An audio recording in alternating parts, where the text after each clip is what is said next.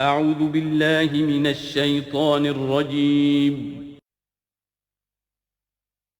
بسم اللہ الرحمن الرحیم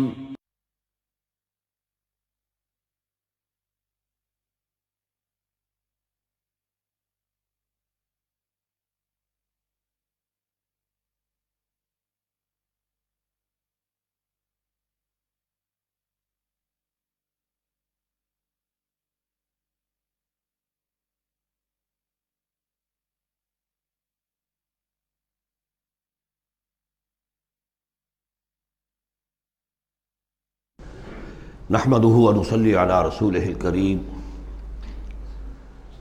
اما بعد فقد قال الله تبارك وتعالى كما ورد في سورة الحديد اعوذ بالله من الشيطان الرجيم بسم الله الرحمن الرحيم سابقوا الى مغفرة من ربكم وجنة عرضها كعرض السماء والارض اعدت للذين آمنوا بالله ورسله ذلك فضل الله يؤتيه من يشاء والله ذو الفضل العظيم صدق الله العظيم۔ جن مسلمانوں کے دلوں پر کچھ زنگ آ گیا تھا یا جن کے جوش جہاد میں، ذوق شہادت میں، جذبہ انفاق میں کمی آ گئی تھی، ان کی کچھ تنبیہ، زجر، کچھ مشفقانہ اور محبت بھری ڈانٹ ڈپٹ کے بعد انہیں ادھر متوجہ کیا گیا کہ شیطان لعین تمہیں تاخیر اور تعویق کے چکر میں ڈالے گا۔ ابھی یہ اور کر لو، ابھی وہ اور کر لو، ابھی ان ذمہ داریوں سے عہدہ برا ہو لو، پھر اپنے آپ کو ہمہ وقت پر اللہ کے دین کے لیے لگا دینا۔ اور یہ شیطان کا سب سے بڑا دھوکہ ہے۔ لہذا بڑا ہی جذباتی انداز ہے، الم یأن للذین آمنوا ان تخشع قلوبہم لذکر اللہ وما نزل من الحق۔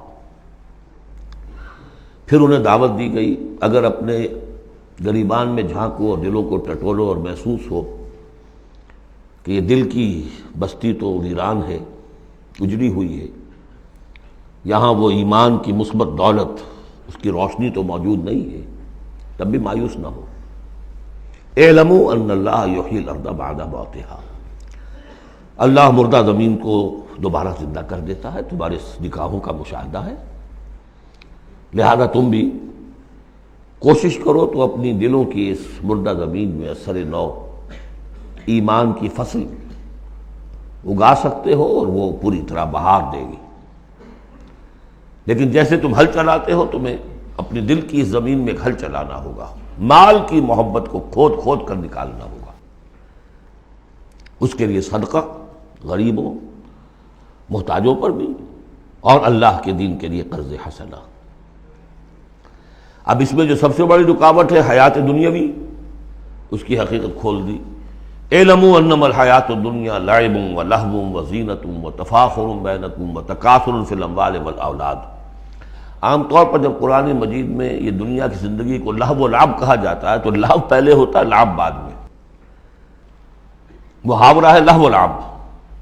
یہاں ترتیب بدلی ہوئی ہے، اس لیے کہ یہاں عمر کے ساتھ بڑھتے ہوئے مختلف سٹیجز کی بات ہے۔ ابتدائی زندگی میں کھیل ہی کھیل ہے، اس میں کوئی لذت، جنسی لذت یا کوئی اور لذت نہیں ہوتی، کھیل ہے، بس شغل ہے، مشغولیت ہے، مصروفیت ہے۔ پھر اس میں آتا ہے وہ خطرناک دور ایڈولسنس کا، ٹین ایجرز۔ اب معاملہ جو ہے بگڑنا شروع ہوتا ہے، لعب کے ساتھ لہو بھی، اور پھر اسی مرحلے پر زینت اور زیبائش۔ پھر انسان اپنی پوری جوانی کو پہنچتا ہے، یہ 30 برس کی عمر کے آس پاس انسان پھر تفاخر، دوسروں سے اپنے آپ کو اوپر کرنا، نمایاں کرنا۔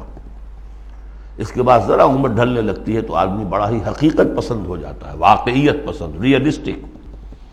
اب یہ کہ مال اور دولت اور اولاد یہ ختم نہیں ہوتی یہاں تک کہ انسان قبر میں جا کر اس کو اتار دیا جائے۔ یہ بات جو ہے آخری پارے کی صورت میں آئے گی، الہاکم التکاثر حتی زرتم المقابر۔ یہ جو آخری سٹیج ہے تکاثر فی الاموال والاولاد، یہ پھر پیچھا نہیں چھوڑتی۔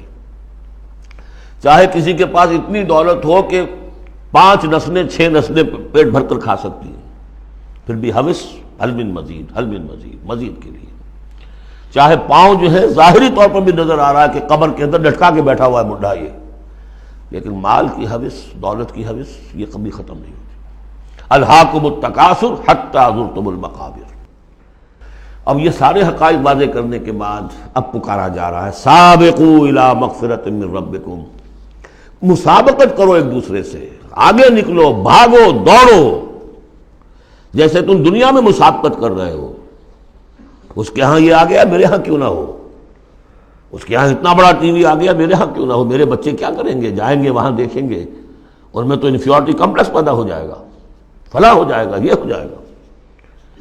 تو تم مسابقت کر رہے ہو دنیا میں، ہے جستجو کہ خوب سے ہے خوب تک کہاں، تو یہ مسابقت تمہیں دنیا میں نہیں دین میں کرو، جنت کے حصول کے لیے کرو۔ سابقوا الی مغفرۃ من ربکم، ایک دوسرے سے آگے نکلو، مسابقت کرو، دوڑ لگاؤ، کس چیز کی طرف؟ اپنے رب کی مغفرت کے حصول کے لیے اور اس جنت کے حصول کے لیے، ارضھا کعرض السماء والارض، جس کا پھیلاؤ ہوگا جو آسمان اور زمین کا ہے۔ بعض جگہ پر سماوات بھی آیا ہے۔ میرا گمان یہ ہے واللہ عالم کہ جو پہلی جنت بنے گی، نزل جس کو کہا گیا، وہ تو اسی زمین پر ہوگی، لیکن پھر اب مراتب کے اعتبار سے جیسے کہا گیا کافروں کے لیے آسمان کے دروازے نہیں کھولے جائیں گے، لیکن اہل ایمان کے لیے یہ دروازے کھلیں گے۔ یہ جو ارب گیلیکسیز ہیں، اور ہر گیلیکسیز میں کتنے سولر سسٹم ہوں گے، اور کتنے سولر سسٹم میں کتنی زمینیں ہوں گی، اتنی ایسی زمین بھی تو ہوگی نا جیسی بالکل ہماری زمین ہے، ہر سولر سسٹم میں ہوگی، سورج سے اتنے ہی فاصلے پر، اپنے سورج سے اتنے ہی فاصلے پر جتنے فاصلے پر کہ ہماری زمین ہے۔ یہ ساری جو اللہ نے تیار کر رکھی کس کے لیے؟ یہ ہے کہ جو اہل جنت کے لیے، وہاں جانے کے لیے ہمیں کوئی راکٹس کی ضرورت نہیں ہوگی، اللہ تعالیٰ لے کر جائے گا، جیسے کہ جبرائیل آتے ہیں 7ویں آسمان سے زمین پر آتے ہیں۔ محمد رسول اللہ ایک مرتبہ زمین سے 7ویں آسمان پر ہوا آئے ہیں، ہم بھی جائیں گے انشاءاللہ، جو بھی ہم میں سے کچھ نصیب ہوگا۔ کون کون سے؟ یہ جنت کا پھیلاؤ ہے پورے آسمانوں اور زمین کے برابر۔ اعدت للذین آمنوا باللہ ورسلہ، وہ تیار کی گئی ہے، سنواری گئی ہے، فرنش کی گئی ہے۔ اعداد کہتے ہیں کسی چیز کے لیے کسی چیز کو تیار کرنا، استعداد اسی سے بنا ہے، فلاں میں بڑی استعداد ہے، اعداد باب افعال ہے، تیار کی گئی ہے، سنواری گئی ہے، فرنش کی گئی ہے، ڈیکوریٹ کی گئی ہے۔ اعدت للذین آمنوا باللہ ورسلہ، ان کے لیے جو ایمان لائے اللہ پر اور اس کے رسولوں پر، اور ذالک فضل اللہ یؤتیہ من یشاء، یہ اللہ کا فضل ہوگا، جس کو بھی چاہے گا دے گا۔ واللہ ذو الفضل العظیم، اللہ بڑے فضل والا ہے۔ اب ایک اور رکاوٹ جو ہوتی ہے اس راستے پر چلنے میں، راستہ یہ کیا ہے، اس کی ہدف آگے آ جائے گا، جہاد اور قتال اور انفاق کس کام کے لیے ہے، یہ اس سورہ مبارکہ کا کلائمیکس ہوگا جو آگے آئے گا۔ لیکن ایک اور رکاوٹ جو آتی ہے، یہ تکلیف آ جائے گی، یہ مصیبت آ جائے گی، یہ مسئلہ پیدا ہو جائے گا، یہ مشکل ہو جائے گی، یہ سارے خوف، وَلَنَبْلُوَنَّكُمْ بِشَيْءٍ مِّنَ الْخَوْفِ وَالْجُوعِ وَنَقْصٍ مِّنَ الْأَمْوَالِ وَالْأَنفُسِ وَالثَّمَرَاتِ لَتُبْلَوُنَّ فِي أَنفُسِكُمْ وَأَمْوَالِكُمْ وَلَتَسْمَعُنَّ مِنَ الَّذِينَ أُوتُوا الْكِتَابَ مِن قَبْلِكُمْ وَالَّذِينَ أَشْرَكُوا أَذًى كَثِيرًا، آزمایا تو جائے گا۔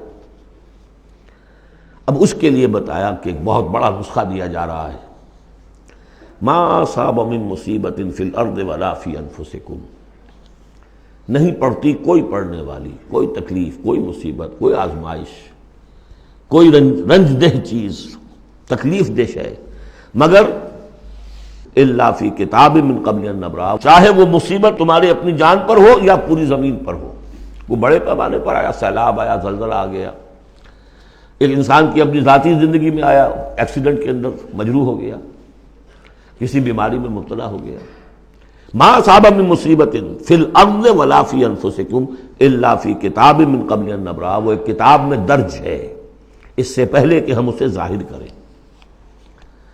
ان ذالک علی اللہ یسیر، یہ اللہ پر بہت آسان ہے، اللہ کا علم جو ہے اتنا محیط ہے ما کان و ما یکون کو، کہ جو کچھ ہونا ہے اس کے علم میں تو پہلے سے موجود ہے، تو تم اسے بڑا عجیب سمجھو گے، بہت مشکل سمجھو گے، اللہ پر یہ آسان ہے۔ یہ بات تمہیں کیوں بتا دی گئی؟ اس کا ایک نتیجہ نکلنا چاہیے، لِكَيْ لَا تَأْسَوْا عَلَىٰ مَا فَاتَكُمْ، تم افسوس نہ کیا کرو، مایوس نہ ہو جایا کرو اس چیز پر جو تمہارے ہاتھ سے جاتی رہے۔ حوادث سے، دنیا سے کوئی چیز اگر ہاتھ سے نکل گئی، موقع ہاتھ سے نکل گیا، اب بیٹھے ہیں پچھتا رہے ہیں، پیچ و تاب کھا رہے ہیں، میں اگر اس وقت یہ کام نہ کرتا، سیدھا چلا جاتا تو میرا کام بن جاتا، یہ نہ ہوتا، اس نے یہ کام رکاوٹ نہ ڈالی ہوتی تو یہ میرا کام بن جاتا۔ سوائے وہ پیچ و تاب کے کچھ حاصل نہیں، اور جسے یقین ہے کہ یہ ہونا ہی نہیں تھا میرے لیے، اللہ تعالیٰ کی طرف سے یہ شے طے نہیں تھی، بس بات ختم ہو گئی، اور اس کے میرے ہاتھ سے نکل جانے ہی میں کوئی خیر ہے۔ عسیٰ ان تحبوا شیئا وہو شر لکم وعسیٰ ان تکرہوا شیئا وہو خیر لکم واللہ یعلم وانتم لا تعلمون، میں تو جانتا نہیں، اللہ جانتا ہے۔ ما اصاب من مصیبت فی الارض ولا فی انفسکم الا فی کتاب من قبل ان نبرأها ان ذلک علی اللہ یسیر لکی لا تأسوا علی ما فاتکم ولا تفرحوا بما آتاکم، جو کچھ اللہ تمہیں دے دے اس پر اترایا مت کرو، اس لیے کہ وہ بھی آزمائش ہے، جو دیا ہے تمہیں اس میں آزمائش ہے، اس کو اکاؤنٹ فار کرنا پڑے گا، وہ لائبلٹی ہے۔ آپ کو معلوم ہے بیلنس شیٹ جب بنتی ہے تو جو کیپٹل ہوتا ہے وہ لائبلٹیز کے کھاتے میں آتا ہے۔ اتنا مال تھا تمہارے پاس، اب بتاؤ نا کیا کیا تم نے اس میں؟ تو اللہ جو کچھ دیتا ہے وہ لائبلٹی ہے، اس کو اکاؤنٹ فار کرنا ہوگا قیامت کے دن۔ تمہیں اتنا مال دیا تھا میں نے، تم نے کیا کیا؟ تمہیں اتنی ذہانت میں نے دی تھی، تم نے کہاں لگائی؟ یہ صلاحیتیں میں نے دی تھی، کہاں خرچ کی؟ دنیا بنانے میں یا آخرت بنانے میں؟ باطل کے نظام کی چاکری کرنے میں؟ IMF کی سروس ہو رہی ہے، اتنے ملین روپے تنخواہ مل رہی ہے، ٹھیک ہے، چاکری کس کی ہو رہی ہے؟ کس کے نظام کو چلا رہے ہو؟ کس کی رتھ میں گھوڑے بن کر جتے ہوئے ہو؟ غور کرنے کی بات ہے۔ بڑا ہمیں فخر ہوتا ہے فلاں شخص ورلڈ بینک کے اتنے عہدے پر پہنچ گیا، ہمارا عزیز اور ہمارا، کس کی چاکری ہو رہی ہے؟ لیفٹیننٹ بن گیا انگریز کی فوج میں، انگریز کی فوج میں۔ لِكَيْ لَا تَأْسَوْا عَلَىٰ مَا فَاتَكُمْ وَلَا تَفْرَحُوا بِمَا آتَاكُمْ، جو کچھ تمہارے ہاتھ سے جاتا رہے، نکل جائے، اس پر افسوس نہ کیا کرو، اور جو کچھ اللہ تمہیں دے دے اس پر اترایا نہ کرو، سوچا کرو۔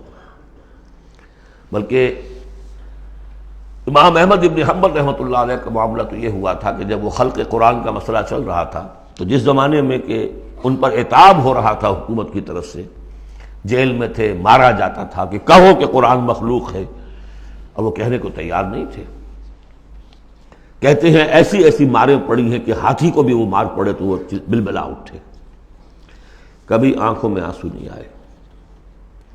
اس کے بعد حکومت بدل گئی، اب جو نیا خلیفہ ہے اس کی رائے کچھ اور ہے، وہ اب خلق قرآن کا مسئلہ دفن ہو چکا۔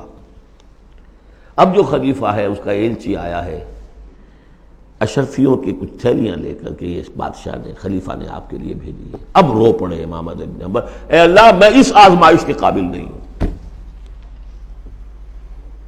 یہ آزمائش بڑی سخت ہے۔ خطاب دے دے کر انگریزوں نے جو غداریاں کروائیں، پھر خطاب ملتے تھے نا، آنریری مجسٹریٹ بنتے تھے، لیکن کرتے کیا تھے وہ؟ اس قوم کے اندر انگریز کی اس حکومت کو چلانے اور اس کے پاؤں مضبوط کرنے اور جمانے کی جدوجہد۔ لِكَيْ لَا تَأْسَوْا عَلَىٰ مَا فَاتَكُمْ وَلَا تَفْرَحُوا بِمَا آتَاكُمْ وَاللَّهُ لَا يُحِبُّ كُلَّ مُخْتَالٍ فَخُورٍ، اللہ کو بالکل پسند نہیں ہے اترانے والے اور فخر کرنے والے۔ الَّذِينَ يَبْخَلُونَ، اور ظاہر بات ہے کہ جو مال کے اوپر اترائے گا وہ مال کو سنبھال کر رکھے گا، اسی کی بنیاد پر تو ہے اس کی اکڑ۔ الذین یبخلون ویامرون الناس بالبخل، جو خود بھی بخل سے کام لیتے ہیں اور لوگوں کو بھی بخل کا مشورہ دیتے ہیں کہ میاں ذرا ہاتھ روکو، روک کے رکھو، کیا کر رہے ہو؟ تم نے دونوں ہاتھ کھلے چھوڑ دیے ہیں، پتہ نہیں ہے تمہارے ہاں 4 بیٹیاں بھی ہیں، ان کے ہاتھ پیلے کرنے ہیں کہ نہیں؟ کہاں تم اللہ کے لیے اور اللہ کے دین کے لیے سب کچھ خرچ کرنے کے درپے ہو گئے ہو؟ وَمَنْ يَتَوَلَّ فَإِنَّ اللَّهَ هُوَ الْغَنِيُّ الْحَمِيدُ، اور جو کوئی رخ پھیر لے گا، منہ موڑ لے گا، تو اللہ تعالیٰ تو غنی ہے اور حمید ہے، اسے کسی کے احتیاج نہیں ہے، وہ ستودہ صفات ہے۔ اب آ گیا ہے کلائمیکس اس سورہ کا. یہ آج کے ہم مسلمانوں کے لیے قرآن مجید کی اہم ترین آیت ہے. دین کا کانسیپٹ ہمارا کیا ہے؟ حکومت انگریز کی ہوتی رہے، ہمیں کیا نمازیں پڑھنی، روزے رکھنے ہیں. بہت بڑے عالم نے انگریز کے دور میں کہا تھا ہمیں کوئی ایسا کام نہیں کرنا چاہیے جس سے انگریزوں کو، ہمارے حاکموں کو تشویش ہو، اس لیے کہ انہوں نے ہمیں مذہبی آزادی دی ہوئی ہے. ہمیں وہ روکتے ہی نہیں، نمازیں پڑھو، داڑیاں رکھو، روزے رکھو، حج کرو، انگریز روکتا نہیں. جس پر پھر علامہ اقبال نے پھپتی چست کی تھی کہ ملا کو جو ہے ہند میں سجدے کی اجازت، ناداں یہ سمجھتا ہے کہ اسلام ہے آزاد. اسلام کہاں آزاد ہے؟ کیا قرآن کا قانون نافذ ہے؟ وہاں تو قانون فوجداری ہند ہے، ضابطہ دیوانی ہے ہند، ضابطہ دیوانی ہے، ضابطہ فوجداری کس کا؟ انگریز کا. کس کا قانون؟ اصل میں دین کا جو تصور تھا وہ ہمارا بگڑتا بگڑتا، تنگ ہوتا ہوتا، سکڑتا پرورٹ ہوتا ہوا یہاں تک آ گیا ہے کہ چند ریچولز ہیں، چند رسومات ہیں، بس وہ دین ہے. باقی جو ہو سو ہو. یہاں ذرا اس آیت کو آپ دیکھیے. ایک تو یہ کہ اس اعتبار سے اہم ترین ہے کہ ہمارے اس تصور دین کو چیلنج کرنے والی، جھنجھوڑنے والی.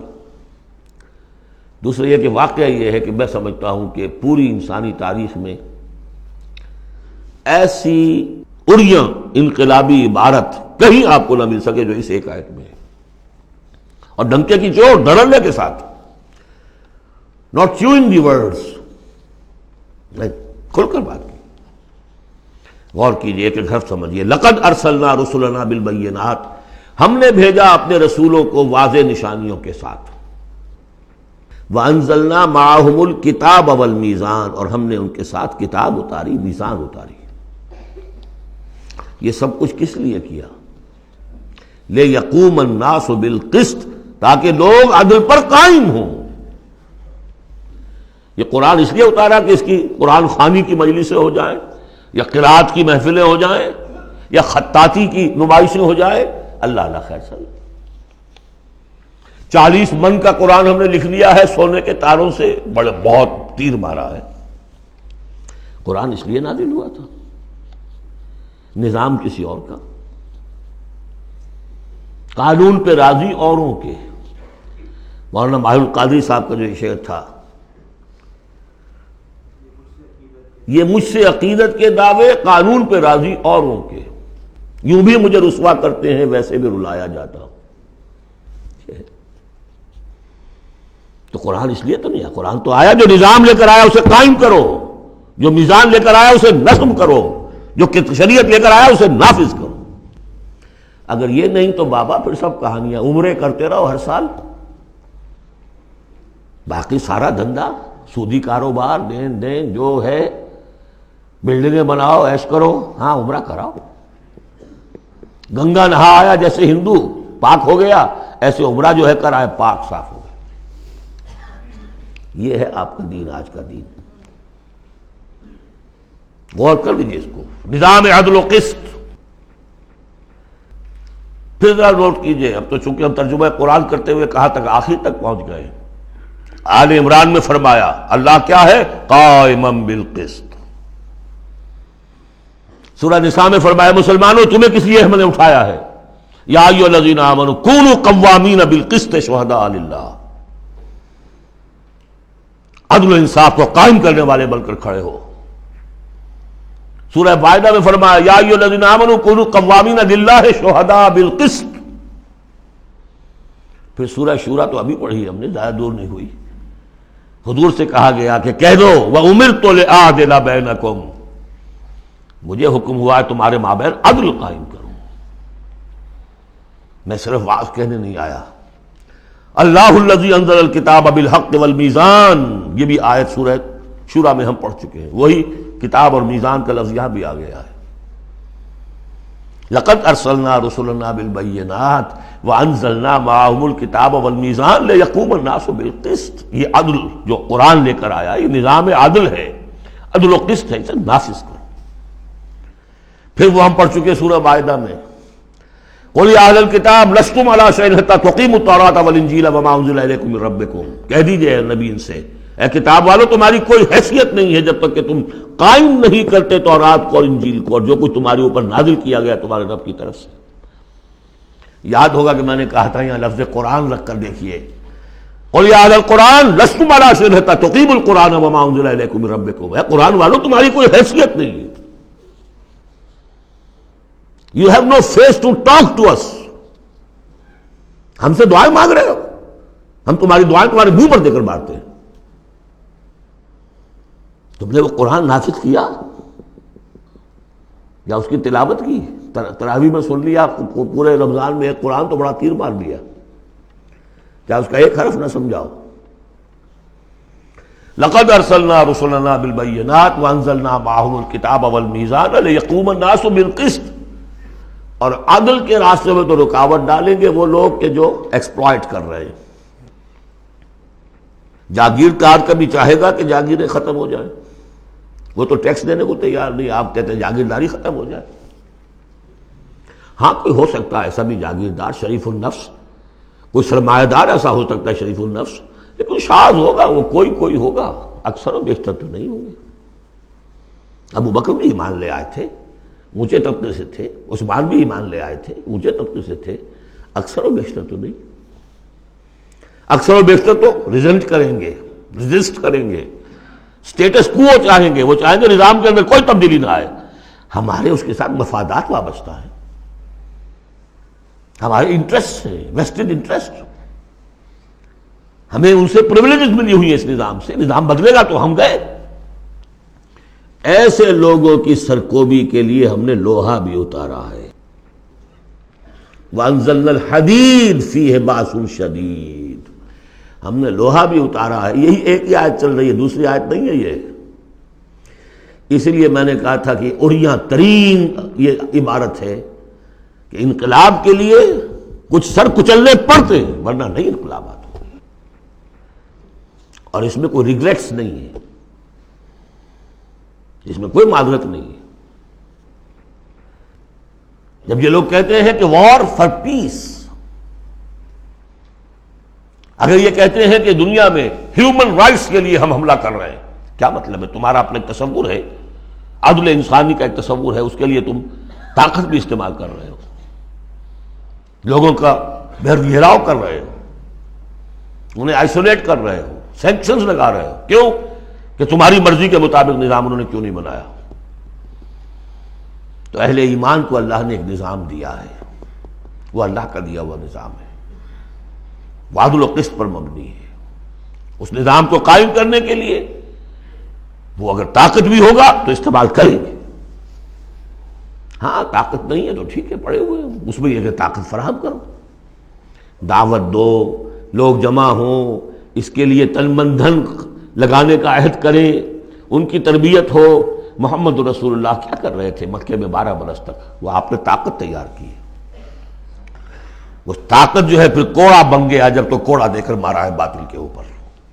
بل نقذف بالحق علی الباطل فیدمغہ، ہم باطل کے اوپر حق کو مارتے ہیں جو اس کا بھیجا نکال دیتا ہے۔ فاذا ہوا زاہق، یہی ہوا۔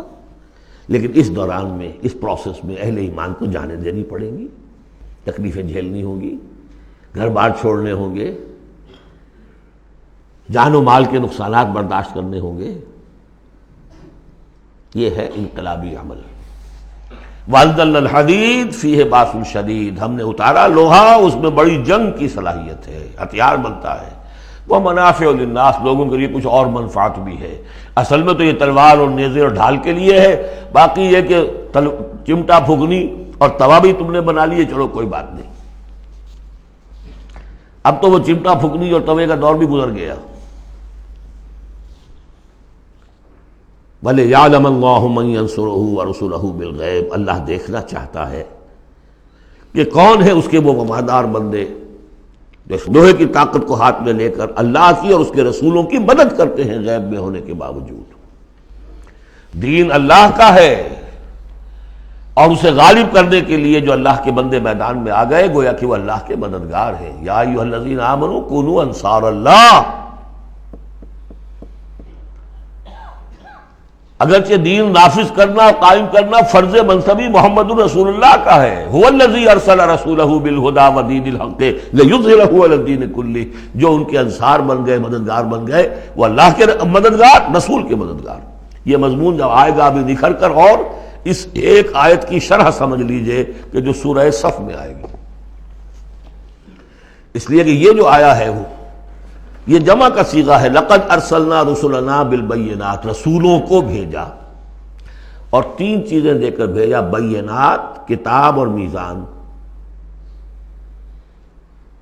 لقد ارسلنا رسلنا بالبینات ایک، وانزلنا معهم الکتاب نمبر 2، والمیزان نمبر 3، تاکہ عدل پر قائم ہو.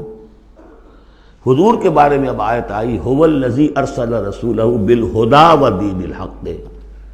دو چیزیں دے کر بھیجا، تیسری نہیں. کیا مطلب؟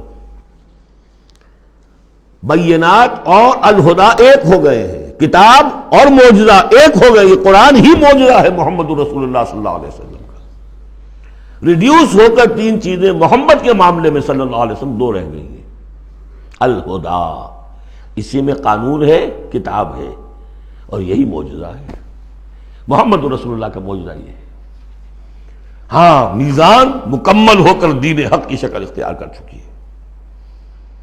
میزان عدل و قسط اب دین حق. هو الذی ارسل رسولہ بالہدی ودین الحق لیظہرہ علی الدین کلہ ولو کرہ المشرکون. یہ سورہ صف کی مرکزی آیت ہے جو آگے آ جائے گی.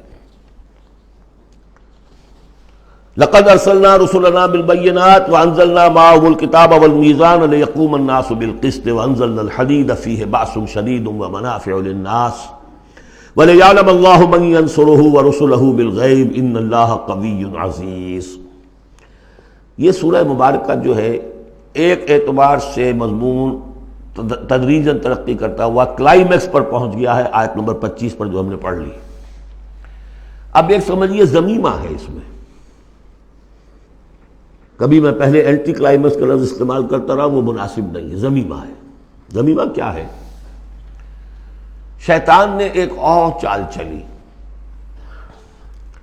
جن لوگوں کے دلوں میں اللہ کی، رسول کی محبت بہت ہو گئی، آخرت کی طلب بھی ہو گئی، اور حقیقی ایمان اور صحیح جذبات، اس کا رخ موڑ دیا رہبانیت کی طرف. جاؤ خوب نفلیں پڑھو، خوب تپسیاں کرو، خوب عبادتیں کرو، دنیا کو چھوڑو، تاکہ دنیا میں ننگا ناچ ناچوں، اور جو اللہ کے ماننے والے وہ جا کر گپھاؤں میں اور پہاڑوں کی چوٹیوں پر اور غاروں میں جا کر تپسیاں کریں.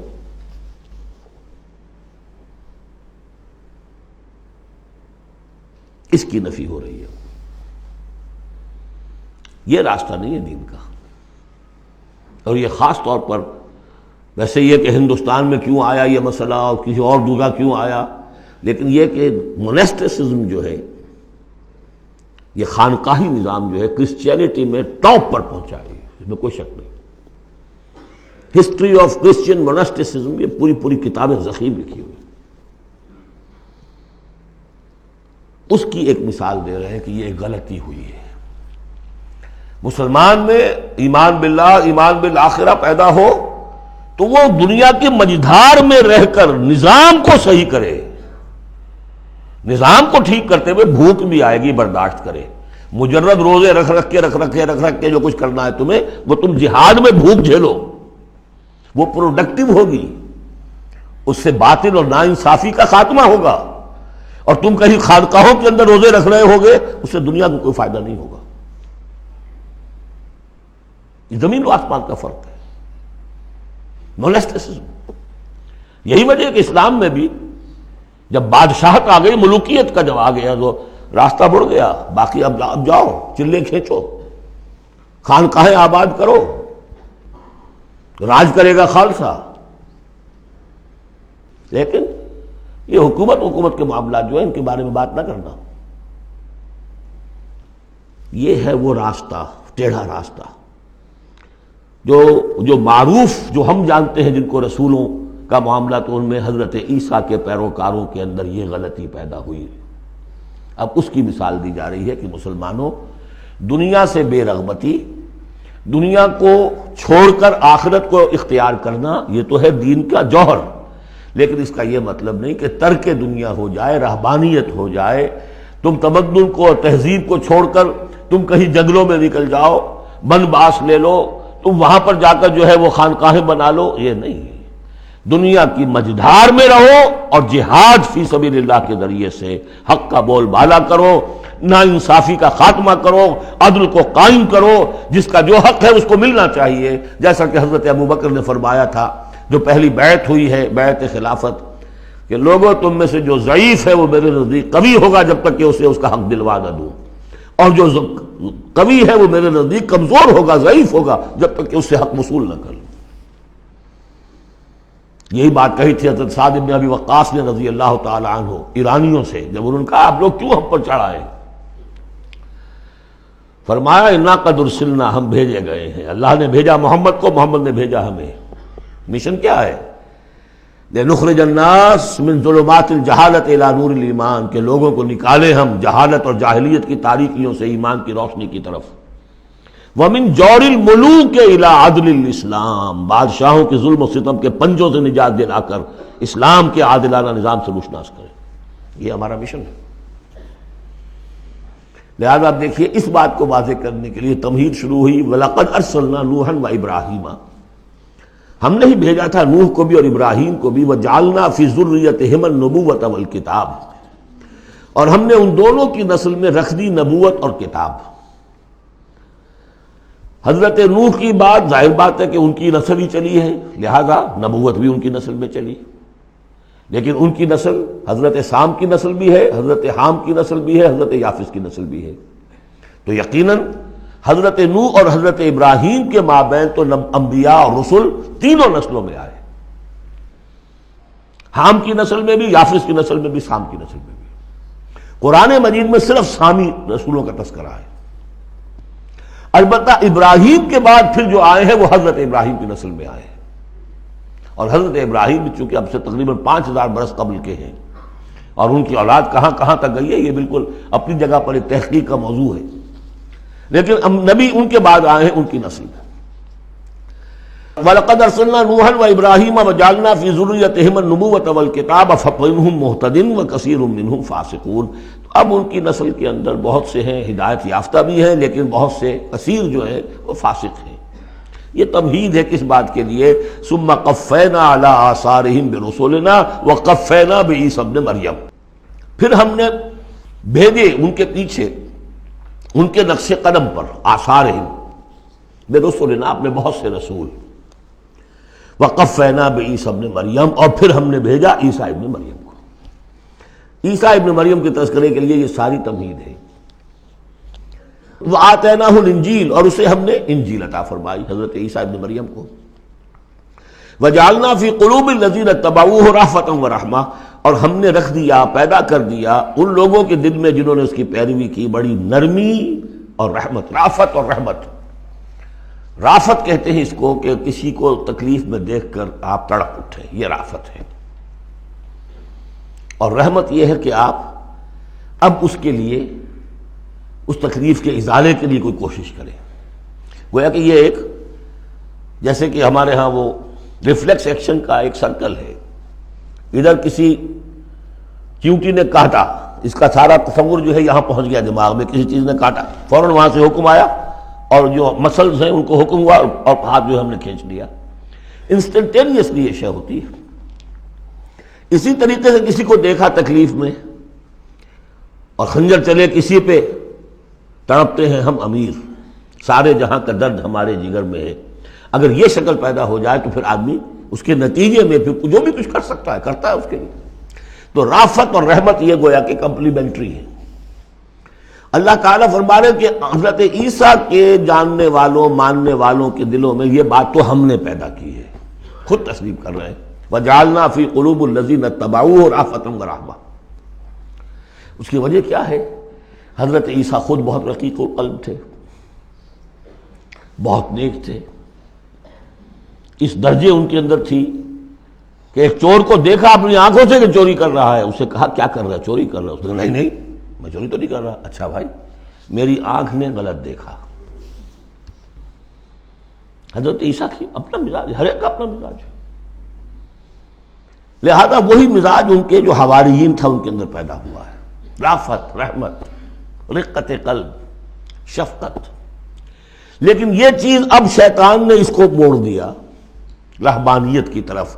وَرَهْبَانِيَّةً ابْتَدَعُوهَا، رہبانیت کی بدعت انہوں نے ایجاد کی ہے۔ ایک شے تو ہم نے رکھی ان کے دل میں، رافت اور رحمت ہم نے رکھ دی۔ تو رافت اور رحمت تو بری شے نہیں ہے، خود حضور کے لیے لفظ سورہ توبہ کی آخری آیت میں آ چکا ہے، بالناس رؤوف الرحیم، بالمومنین رؤوف الرحیم، اہل ایمان کے حق میں آپ رؤوف بھی ہیں، رحیم بھی ہیں۔ رافت اور رحمت بری شے تو نہیں، لیکن اس کا جو رخ موڑا ہے شیطان نے، اس کو کہا بدعت۔ وَرَهْبَانِيَّةً ابْتَدَعُوهَا، رہبانیت کی بدعت انہوں نے ایجاد کر لی۔ مَا كَتَبْنَاهَا عَلَيْهِمْ، ہم نے تو وہ ان پر فرض نہیں کی تھی۔ إِلَّا ابْتِغَاءَ رِضْوَانِ اللَّهِ، ہم نے تو جو چیز فرض کی تھی وہ یہی تھی کہ اللہ کی رضا تلاش کرو۔ اللہ کی رضا تلاش کرنے میں ایک راستہ یہ ہے، نفس کشی، سیلف انہیلیشن، تپسیاں، ریاضتیں، رہبانیت، ترک دنیا، تجرد کی زندگی، شادی بیاہ نہیں کرنی، لیکن یہ غلط راستہ تھا۔ اللہ کی رضا کا راستہ کیا ہے؟ وَابْتَغُوا إِلَيْهِ السَّبِيلَ وَجَاهِدُوا فِي سَبِيلِ اللَّهِ بِأَمْوَالِكُمْ وَأَنفُسِكُمْ، یہ راستہ ہے جو اللہ چاہتا ہے، باطل کو بلیا بیٹ کرنے کے لیے، حق کو غالب کرنے کے لیے، ظلم کے خاتمے کے لیے، عدل و قسط کو قائم کرنے کے لیے۔ سختیاں جھیلو، تکلیفیں برداشت کرو، بھوک برداشت کرو، فاقے برداشت کرو، جان و مال کا نقصان برداشت کرو، یہ ہے کہ جو اللہ کی رضا جوئی کا راستہ ہے جو اللہ نے سکھایا ہے۔ ہاں شیطان نے موڑ دیا کہ ان کی نیکی اب تمدن سے مڑ کر ادھر چلی جائے، تاکہ یہاں تمدن کا میدان میرے لیے ننگا ناچ میں ناچوں، مجھے کچھ پوچھنے والا نہ ہو۔ فَمَا رَعَوْهَا حَقَّ رِعَایَتِهَا، پھر ایک اور دوہرا جو ان کے اوپر چارج شیٹ ایک اور ہے، پھر وہ رعایت بھی نہیں کر سکے اس کی جیسی کہ رعایت کرنی چاہیے تھی۔ ایک دفعہ آدمی طے کر لے میں ساری عمر شادی نہیں کروں گا، مجرد رہوں گا، یہ تو آسان ہے، اس کو نبھانا تو آسان نہیں ہے۔ اللہ نے انسان میں جنسی جذبہ رکھا ہوا ہے، نتیجہ کیا نکلا؟ وہ تو جو کتابیں میں نے بتایا ہے کہ یہ موٹی موٹی ضخیم کتابیں جو ہے ہسٹری آف کرسچین موناسٹیسزم پر، ان میں پڑھ لیجیے اب کیا ہوتا تھا۔ کہنے کو راہب ہے اور راہبائیں ہیں، اور زنا ہو رہا ہے، حرامی بچوں کی پیدائش ہو رہی ہے، اور ان کے تہخانوں کے اندر قبریں بن رہی ہیں۔ وہ تہخانے جو ہوتے تھے راہب خانوں کے، وہ حرامی بچوں کے قبرستان ہوتے تھے۔ آخر فطرت کا راستہ ہے، دریا کے آگے آپ بند باندھیں گے کیا کریں گے؟ کوئی راستہ اس کا ایک اور بنائیے تو پھر وہ بند باندھ سکتے ہیں نا، چلتے دریا میں کیسے بنا دیں گے؟ وہ اسلام نے راستہ دیا ہے، حلال راستہ ہے، جائز راستہ ہے، شادی کرو، اپنے جنسی جذبے کی تسکین کا سیدھا سامان جو ہے وہ تمہارے لیے موجود ہے۔ جہاں وہاں قدغن آ جائے گی حرام خوری ہوگی، پانی کے آگے بہاؤ کرے تو پانی کہیں نہ کہیں سے راستہ نکال لے گا، یہی ہوا۔ اور کون بچا ہوا؟ شاذ کوئی ہوگا، اس لیے کہ خود وہ کہتے ہیں، انہی کا ایک آدمی ہے، شاہدہ شاہد من اہلہا، جب فرائڈ جو ہے انہی کا آدمی وہ کہتا ہے کہ یہ سب سے زیادہ پوٹنٹ ہے موٹیو انسان کا، the most potent motive in human beings is sex.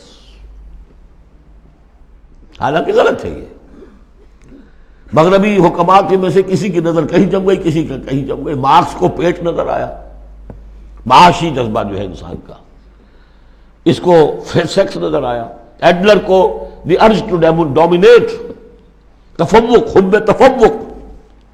یہ ساری چیزیں اپنی جگہ پر پارشل ٹروتھس ہیں، سب ٹھیک ہے، لیکن بہرحال جو اتنا بڑا جذبہ ہے اس کے آگے آپ ایک غیر فطری اگر بند باندھیں گے تو اس کا نقصان کیا ہوگا؟ فما رعوها حق رعایتها، تو پھر وہ رعایت بھی نہ کر سکے، اس کی حفاظت نہ کر سکے، اس کا حق ادا نہ کر سکے، اس کو نبھا نہ سکے جیسا کہ نبھانے کا حق تھا۔ فآتینا الذین آمنوا منہم اجرہم، تو ان میں سے جو لوگ ایمان لے آئے، یعنی یہ کہ جو بھی مسلمان ہو گئے، یہ بھی مانی ہے، یا اپنے اپنے زمانے میں حضور صلی اللہ علیہ وسلم سے کی بعثت سے پہلے جو لوگ بھی تھے صاحب ایمان، ان کے لیے ان کا اجر ہے، وَكَثِيرٌ مِّنْهُمْ فَاسِقُونَ، لیکن ان کی بھی اب اکثریت جو ہے فاسقوں پر مشتمل ہے۔ یا ایھا الذین آمنوا اتقوا اللہ وآمنوا برسولہ، اس کے دو مفہوم ہیں۔ ایک تو یا ایھا الذین آمنوا اہل ایمان، مسلمانوں سے خطاب ہے، اہل ایمان اللہ کا تقوی اختیار کرو اور اللہ کے رسول پر ایمان کو پختہ کرو۔ لقد کان لکم فی رسول اللہ اسوۃ حسنہ، ان کی زندگی میں دیکھو کیا توازن تھا، انہوں نے ترک دنیا تو نہیں کی، شادیاں کی، بھرپور زندگی گزاری ہے، ان کی اولاد بھی تھی، کتنی بیویاں تھیں، ہاں اس کے باوجود پوری زندگی لگی ہے دین کے غلبے کی جد و جہد میں۔ یہ اسوہ ہے، یہ آئیڈیل ہے تمہارے لیے، یہ نمونہ ہے، ان کی پیروی کرو۔ لقد کان لکم فی رسول اللہ اسوۃ حسنہ۔ اور اس اسوے میں واقعہ یہ ہے کہ یہ بھی دیکھنے کی ضرورت ہے، ایک تو یہ کہ آپ حضور کی زندگی میں گنتے چلے جائیں، یہ چیز بھی تھی، یہ چیز بھی تھی، یہ چیز بھی تھی، یہ چیز بھی تھی، یہ چیز گن لی، آپ نے فہرست بنا لی، آپ نے وہ ساری چیزیں جو ہے اپنے اندر پیدا کرنے کی کوشش کی، فیصلہ کر لیا کریں گے۔ لیکن اگر یہ حماقت آپ نے کر دی کہ دیکھا نہیں کہ ان مختلف چیزوں کے مابین ریشیو پروپورشن کتنا تھا، اصل شے ریشیو پروپورشن، ایک چیز کتنی تھی، دوسری کتنی تھی، تیسری کتنی تھی، اگر ریشیو پروپورشن ڈسٹرب ہو جائے گا تو اسوہ تو ختم ہو جائے گا۔ جیسے نسخے کے اندر 4 دوائیں ہیں، ایک تولہ بھر ہے، ایک ماشا بھر ہے، ایک فرض کیجیے چھٹانگ بھر ہے، اور آپ نے وہ چھٹانگ والے کو تولہ کر دیا، تولے کو چھٹانگ کر دیا، تو نسخہ شفا کے بجائے نسخہ ہلاکت بن جائے گا۔ تو محض یہ ثابت کر دینا، یہ ثابت ہے، فلاں حدیث سے ثابت ہے، یہ ایک بات ہے، صحیح ہے یہ، لیکن یہ دیکھیے کہ حضور کا مجموعی جو طرز عمل ہے، آپ کا جو رویہ ہے، زندگی جو آپ نے گزاری ہے، اس میں ٹائم ایلوکیشن کیا تھا، اس میں ریسورسز کی ایلوکیشن کدھر تھی، اس میں اب پرائرٹیز کس کو تھی، کیا چیز جو تھی وہ پرائمری تھی، کیا سیکنڈری تھی، اگر یہ چیزیں بھی ملحوظ نہ رکھی گئیں تو وہ اسوہ نہیں رہے گا، وہ کچھ اور بن جائے گا۔ لہذا یہاں زور جو ہے وہ آمنوا برسولہ، اور ایک بات یہ ہے کہ یہاں پر اہل کتاب کو بھی خطاب کیا جا رہا ہے کہ ان میں سے بھی جن لوگوں کے دلوں کے اندر ابھی کوئی رمق تھی ایمان کی، سابقہ ایمان کی، ان کو پکار کر کہا جا رہا ہے یا ایھا الذین آمنوا اتقوا اللہ وآمنوا برسولہ، اللہ کو تو تم مانتے ہو پہلے سے، اس کا تقوی اختیار کرو۔ اب تمہارے لیے بڑا امتحان یہ کہ اس رسول پر بھی ایمان لاؤ، اور اگر تم اس رسول پر بھی ایمان لاؤ گے یؤتکم کفلین من رحمتہ، تمہیں دوہرا دے گا اپنی رحمت میں سے حصہ۔ اہل کتاب جو ایمان لائے حضور پر، ان کے لیے دوہرا اجر ہم پڑھ چکے ہیں پہلے ہی، سورہ قصص میں آ چکا ہے۔ وَيَجْعَلْ لَكُمْ نُورًا تَمْشُونَ بِهِ، اب یہ دونوں کو کور کرے گا۔ اگر تم نے رسول پر ایمان پختہ رکھا، اسی لیے جو میں زور دیتا ہوں کہ منہج انقلاب نبوی تلاش کیجئے آپ۔ حضور نے کیسے انقلاب برپا کیا؟ محض اقامت دین کی جد و جہد کے لیے تن من دھن لگا دینا، یہ پہلا قدم ہے۔ اللہ مجھے اور آپ کو توفیق دے کہ ہم اس کا فیصلہ کریں، پھر مرحلہ آئے گا کس طریقے پر کریں۔ وہ منہج اگر انقلاب نبوی کا نہیں ہے، خلاف پیمبر کسے راہ گزید کہ ہرگز بمنزل نہ خواہد رسید، اگر پیغمبر کے راستے سے ہٹ کر کوئی راستہ اختیار کیا کبھی منزل تک نہیں پہنچ سکو گے۔ لہذا آمنوا برسولہ، جتنا یقین ہوگا کہ جائی جاست، آپ کو معلوم ہے جہاں ذرا گمان ہوتا ہے کہ یہاں تیل ہے، کروڑ ہاں ارب ہاں روپیہ جو ہے وہ وہاں پہ ڈرلنگ کے اندر، تلاش کے اندر لگا دیتے کہ نہیں؟ یقین ہو کہ جائی جاست، اصل شے ہے سیرت محمدی صلی اللہ علیہ وسلم، اصل شے ہے طریق محمدی صلی اللہ علیہ وسلم، منہج و منہاج محمدی صلی اللہ علیہ وسلم۔ وَلِكُلٍّ جَعَلْنَا مِنْكُمْ شِرْعَةً وَمِنْهَاجًا، ہم نے تم میں سے سب کے لیے علیحدہ علیحدہ شریعتیں، علیحدہ علیحدہ منہاج بنائے ہیں۔ منہاج محمدی کیا ہے؟ اس کو تلاش کرو اور اس کو اختیار کرو۔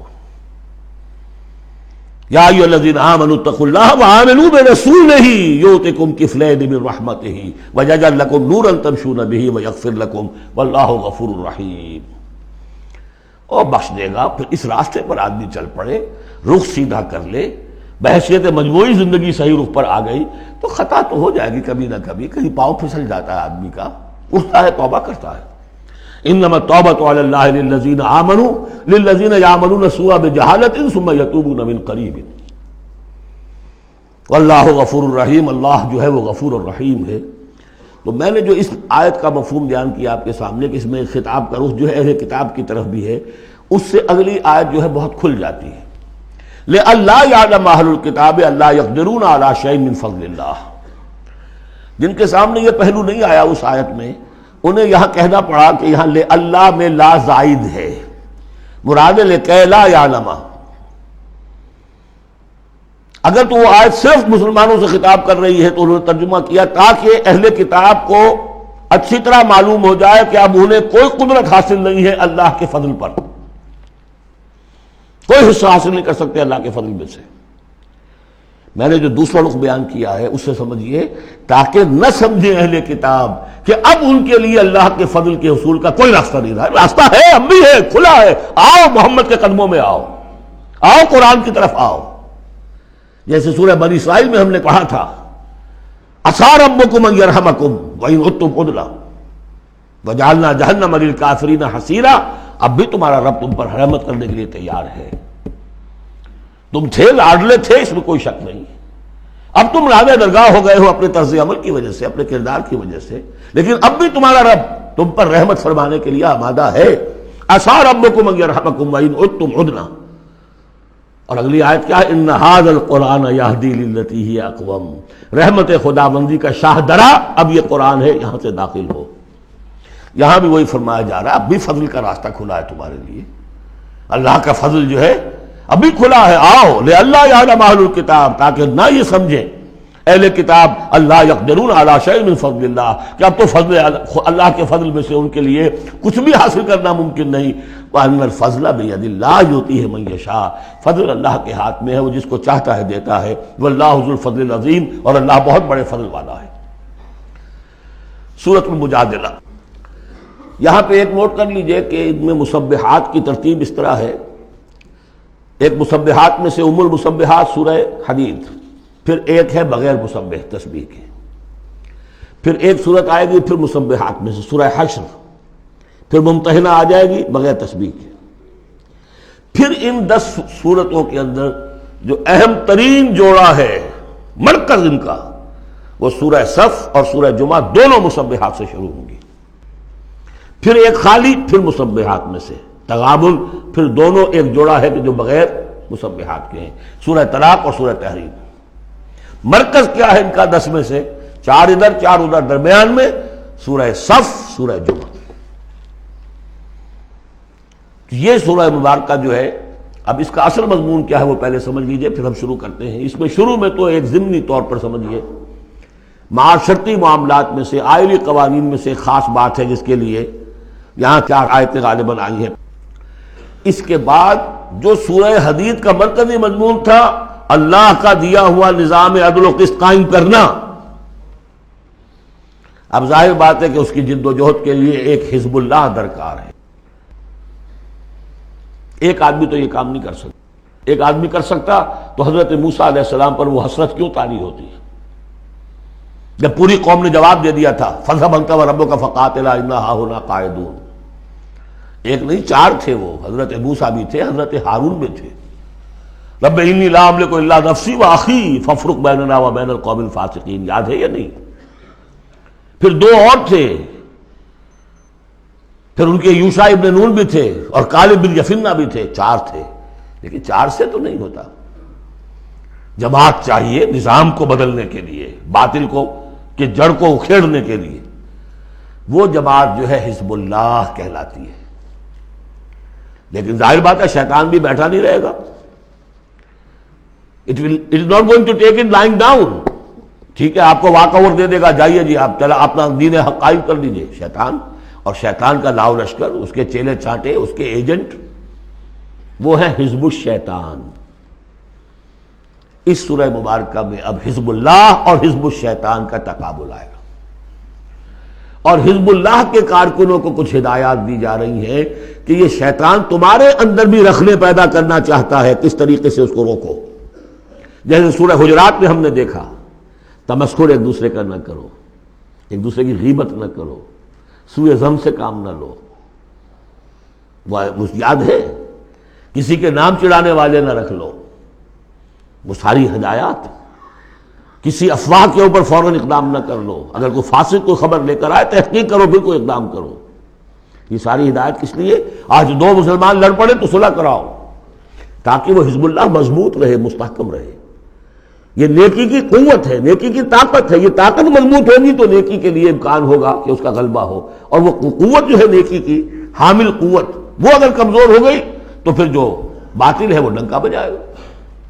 یہ ہے اس سورہ مبارکہ کا مضمون۔ پہلے آگے ہے ایک معاملہ خاندانی آئلی قوانین میں۔ بسم اللہ الرحمن الرحیم، قد سمع اللہ قول التی تجادلک فی زوجہا۔ یہ زہار ایک کہلاتا ہے شریعت کی روح سے، اور عرب میں یہ رواج تھا۔ ایک تو طلاق ہوتی ہے، شوہر نے بیوی کو طلاق دی، اب طلاق کی مختلف قسمیں ہوں گی، وہاں ہم بھی پڑھ چکے ہیں کون کون سی قسمیں ہیں۔ طلاق رجعی ہے، طلاق بائن ہے، طلاق مغلظ ہے، وغیرہ وغیرہ۔ ایک اور ان کے ہاں اس کے پیرلل چیز تھی، بالکل بہت غصے میں آیا شوہر کہ تم تو میرے لیے میری ماں کی طرح ہو، بس ختم۔ اب قیامت تک وہ اس کے لیے حلال نہیں ہو سکتی، وہ اس کے لیے حلالہ بھی کوئی نہیں۔ طلاق مغلظ کے لیے تو پھر بھی کوئی حلالہ ہے، اس کے لیے حلالہ بھی نہیں تھا۔ یا کہہ دیا ماں کی پیٹھ کی طرح ہو، ماں کے جسم کے کسی حصے سے تشبیہ دے دی، اب تو تم میرے لیے تو میری ماں کے فلاں چیز کی طرح ہو، گویا کہ اب میں تمہارے ساتھ کوئی تعلق نہیں رکھ سکتا، مستقل جدائی ہو گئی۔ اس کو زہار کہتے ہیں۔ یہ واقعہ پیش آ گیا، صحابہ میں سے ایک صاحب تھے اوس بن ثابت، انہوں نے اپنی بیوی خولہ بنت ثعلبہ کے ساتھ زہار کیا، بچے تھے چھوٹے چھوٹے۔ وہ آئی روتی پیٹتی حضور کے پاس کہ حضور یہ کر دیا اوس نے، میں کیا کروں گی، اب یہ میرے چھوٹے چھوٹے بچے ہیں، یہ رل جائیں گے۔ حضور نے کہا میرے پاس تو کوئی ابھی قرآن میں کوئی حکم نہیں آیا ہے، میں کیا بتاؤں تمہیں، جب تک کہ قرآن کی طرف سے وحی نہ آئے میں کچھ نہیں بتا سکتا۔ وہ چیخ رہی ہے، حضور سوچئے تو صحیح میں کروں کیا، کہاں جاؤں، ان بچوں کو لے کر کہاں جاؤں گے، یہ ہلاک ہو جائیں گے بچے۔ اور پھر کبھی کہے اے اللہ بھیج جلدی سے کوئی میرے لیے راستہ بھیج۔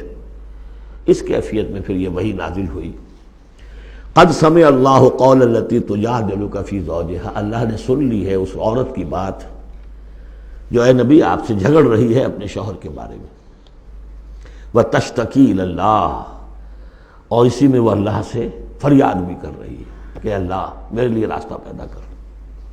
واللہ یسمع تحاورکما، اور اللہ سن رہا تھا اے نبی آپ کے اور اس کے مابین جو گفتگو ہو رہی تھی، جو کنورسیشن ہو رہی تھی۔ واللہ یسمع تحاورکما ان اللہ سمیع بصیر، اللہ سمیع ہے، سب کچھ سننے والا، بصیر ہے، سب کچھ دیکھنے والا۔ لہذا اب اس خولہ بنت ثعلبہ کی فریاد پر اللہ تعالیٰ کی طرف سے جو رحمت کا دریا جوش میں آیا، مستقل قانون کی حیثیت سے قانون شریعت میں یہ چیز شامل کر دی گئی۔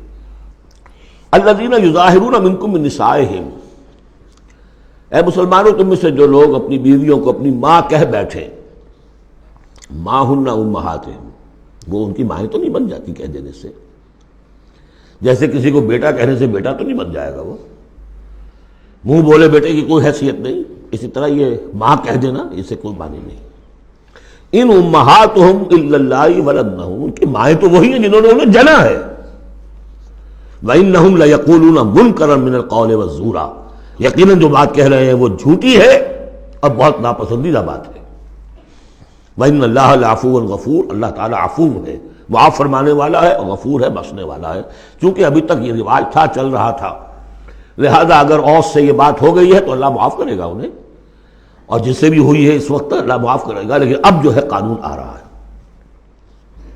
وَالَّذِينَ يُظَاهِرُونَ مِن نِّسَائِهِمْ ثُمَّ يَعُودُونَ لِمَا قَالُوا، وہ لوگ کہ جو اپنی بیویوں کو اپنی ماں سے یا اپنی ماں کے جسم کے کسی حصے سے تشبیہ دے بیٹھے اور پھر وہ لوٹنا چاہیں، اعادہ کرنا چاہیں لما قالوا، جس بات کو انہوں نے کہا تھا اسے واپس آنا چاہیں، فَتَحْرِيرُ رَقَبَةٍ مِّن قَبْلِ أَن يَتَمَاسَّا، تو ایک غلام کو آزاد کرنا ہوگا اس سے پہلے کہ وہ آپس میں ایک دوسرے کو مس کریں. ذالکم توعدون بہ، گویا کہ کفارہ بتا دیا اللہ تعالیٰ نے، اس کا کفارہ ادا کرو اور بس بات ختم. ذالکم توعدون بہ، یہی ہے جس کا کہ تمہیں واعظ کہا جا رہا ہے، نصیحت کی جا رہی ہے، ہدایت دی جا رہی ہے.